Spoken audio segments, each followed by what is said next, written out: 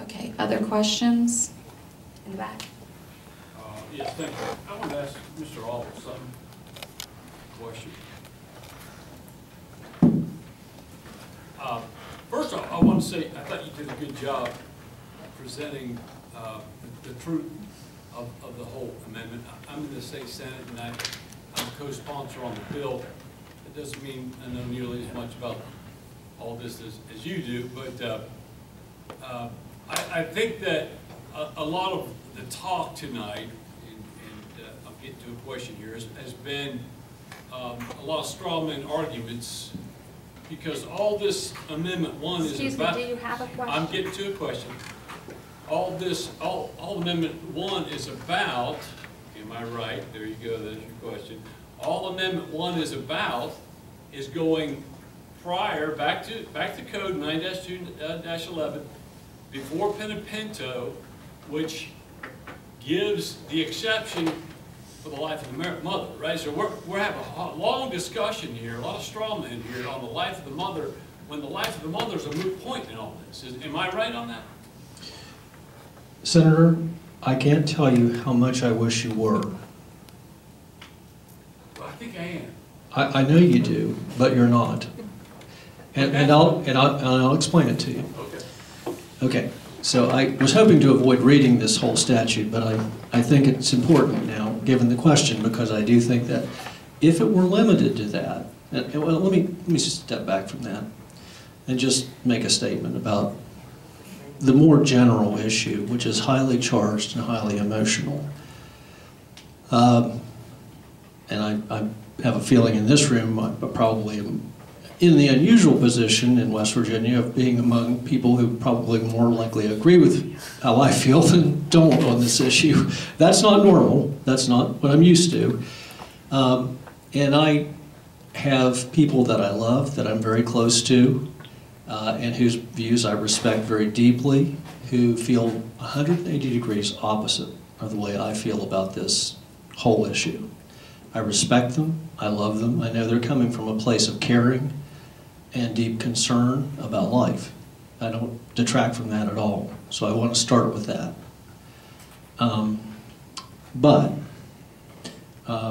So if the amendment were limited to the issue that the senator indicated, then the debate we would be having tonight would be limited to the question, and I don't want to dismiss it as an important question, of the degree to which we should protect women who can't afford access to abortion care with public funds. That is, I think, an important debate. It's a relevant debate. And it is part, correctly as the senator says, it's part of the issue that we have here tonight. But it is not, to me, I won't say the most important, it's certainly not the only issue. And here's why.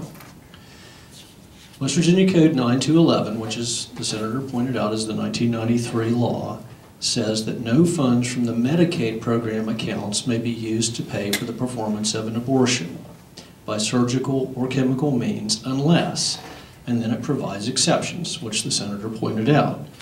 On the basis of a physician's best clinical judgment, there is a medical emergency that so complicates a pregnancy as to necessitate an immediate abortion to avert the death of the mother, or for which a delay will create grave peril of irreversible loss of major bodily function or an equivalent injury to the mother, provided that an independent physician concurs with the physician's clinical judgment, so that's two doctors, or clear clinical medical evidence that the fetus has severe congenital defects or terminal disease, or is not expected to be delivered. I'm not sure what that means. I don't know. Possibly somebody else can explain that one to me. Or the individual is a victim of incest, or the individual is a victim of rape when the rape is reported to a law enforcement agency. Doesn't say anything about the incest. I'm not sure what that does. So, This is a whole bramble bush of issues, as you can already understand. However, understand that statute that I just read to you is the statute that was declared unconstitutional by the Panapinto decision, okay? You can understand and see from the language of that statute, it is limited solely to the issue of Medicaid funding of abortion. That's the only thing it affects. It's the only thing the statute affects. It's the only thing the decision affects. That's what this is all about. Well, if you were correct, I would agree, but it isn't, because the constitutional amendment which you sponsored and which was passed by the legislature and which we're being asked to approve, if it had read this as follows: nothing in this Constitution secures the right to the funding of abortion, you would be 100% correct. But that's not what you sponsored, and that's not what passed, and that's not what we're being asked to vote on. Instead, what we're being asked to vote on is nothing in this Constitution secures or protects a right to abortion, or the critical disjunctive of "or" means that the right is eliminated completely, and then we go on to say the funding is eliminated.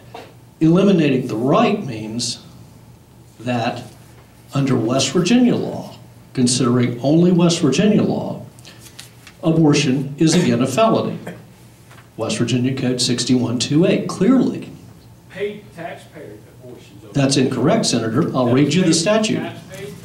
That's incorrect. 9-211 concerns taxpayer. Well, to repeat, you're right, 9-211 does, but you've forgotten that you passed a criminal law that makes it a felony.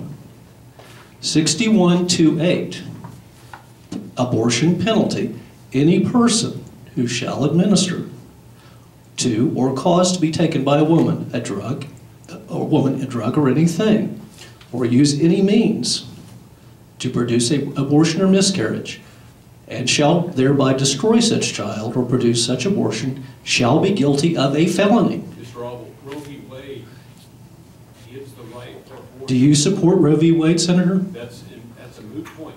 Roe v. Wade. Well, it isn't a moot point. Roe v. Wade gives, and I'll shut up.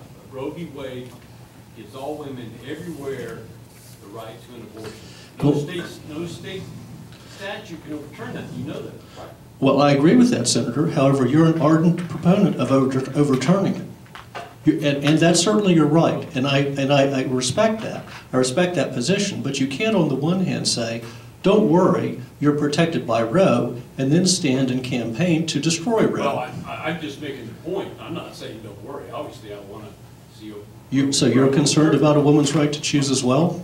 I'm concerned about an innocent baby in the womb. Well, I think that's a reasonable concern. It is a reasonable. It is a reasonable concern. This does, just to clear the air, and I'll Well, if this were clearing the air, I would think it would be a good addition, but go ahead. This amendment is about fundamentally going back to before Pinapinto to 9-211, which outlawed the state taxpayer use. Senator, if you wanted to, Senator, if you wanted to do that, rape, incest, and life of the mother. Well, if you wanted to do that, why didn't you do that instead of what you did? What you did was to outlaw any right to abortion. That's what the law says. Roe v. Wade gives you the right to it, doesn't it? Well, but Are you going to railroad this whole thing, or you know? so I don't want to. Well, I think that there are other people who have questions, and I think that you've gone on long enough. Okay, So I'm going to go to Mr. but I do, Shepherd but and I then to want Ms. to. Weber. I do want to say I appreciate your input, Senator. I appreciate your comment. I appreciate you.